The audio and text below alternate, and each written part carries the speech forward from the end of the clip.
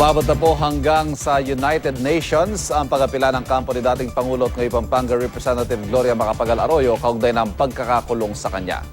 Ang kanyang bagong abogado, ang international human rights lawyer na si Amal Alamudin, na siya rin pong asawa ng Hollywood actor na si George Clooney. Paano nga kaya ang itatakbo ng kaso kung nasa level na ng United Nations? At mapapayagan na nga kayang makapagpiyansa si Arroyo kung ito ang desisyon ng UN? Pag-usapan po natin yan kasama ang UH resident analyst, Professor Winnie Monzon. Maring Winnie, good morning. Good morning, Ivan. Good morning, mga kapuso. Mabuti nga na kinuha ni Amal yung kaso. Talagang nakakahiya ang ginagawa natin sa Presidente Arroyo. Akalain nyo, yung PCSO, yan ang kaso kung bakit nakakulong siya. You know, all the members of the board of directors, the chairman of the board of directors, all of them got bail. Nung January pa, siya hindi binigyan ng bail. Hindi ko malaman kung bakit. Parehong kaso nila eh. Number two, walang ni isang pruweba, wala ni isang katiting na ebidensya na yung perang yon ay napunta sa bangko ni, ni Arroyo.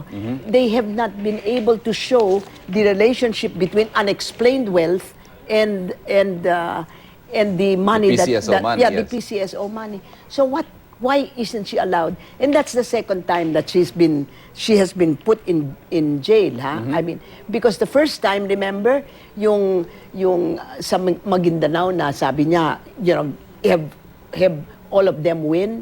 Ayun lang ang sinabi niya, nasa jail na siya. Binigyan siya ng piyansa dyan. Pero dito, hindi. At kaugnay pa rin po niyan, makakausap natin si Ateneo School of Government Dean Tony Lavinia. Dean, magandang umaga po. Good morning, magandang umaga.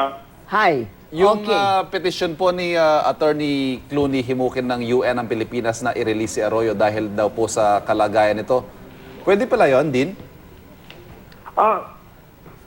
Pwede yun sa level ng UN, no? Pero kung ano mang pasya ng UN, iba na yung nasa Pilipinas ngayon kung susundin nila yon, di ba? Kung anong recommendation. Usually recommendation ginagawa ng UN, isang finding at isang recommendation, nasa Pilipinas ngayon kung anong gagawin doon.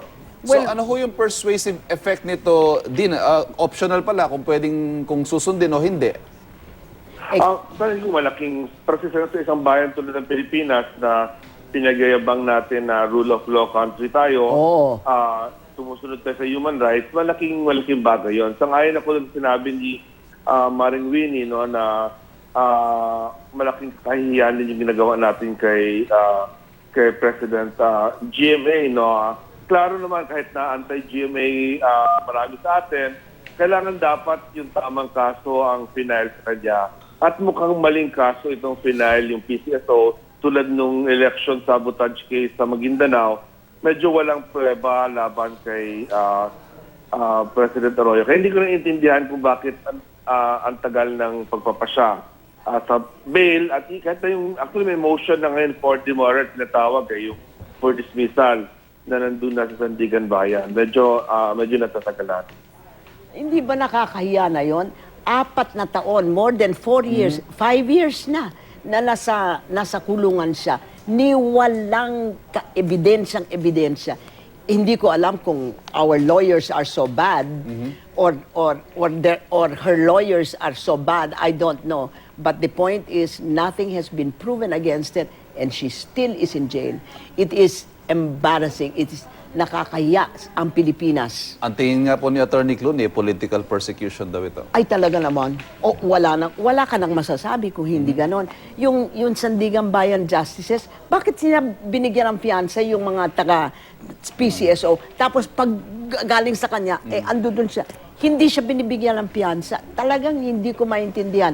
I read that case, all from the beginning to the end, because I could not understand yung parang nahihiya ako. Sabi nga ni Tony Lavinia the rule of law in the Philippines, what a laugh that rule of law can be completely. Din, ito hong proseso na ito, paano yung magiging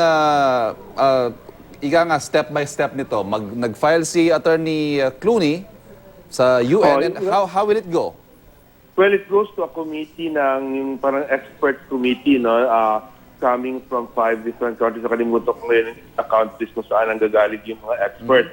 Ano ito? Talagang mga kilalang, kilalang human rights experts. Then they will titingnan nila ito, no? Kung anong abang nangyayari.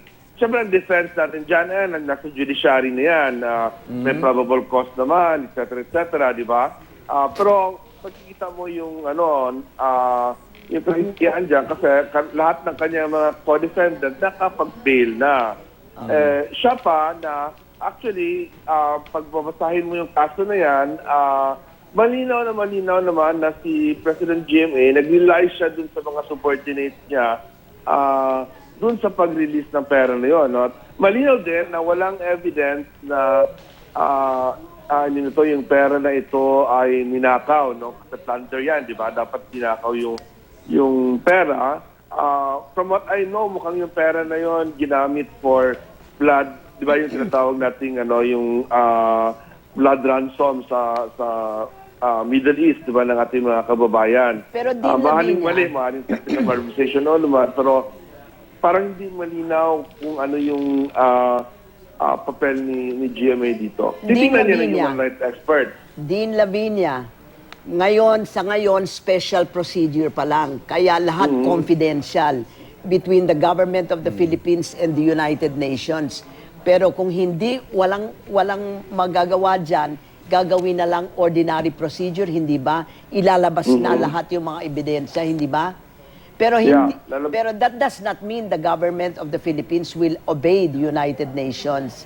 Ang mangyayari lang yan, talagang ipapalabas tayo ng United Nations na kahiya-hiyang bansa. At ang effect po nito, Yes. posibleng mapabilis yung pagdinig ng kaso, paglalabas ng desisyon. Siyempre yung mga sandigang bayan justices pressure na na ho, hindi nagbigay sa kanya ng fiansa, na binigay na sa lahat ng fiansa, siguro mapapahiya sila. That's the only way to do it Okay, Thank Dean, you, Amal. Dean Tony Lavinia, maraming salamat po sa inyo. Sige po, thank you. At kay Maring Lady Mason, thank you. Thank you very much. Oo, nakakahiya.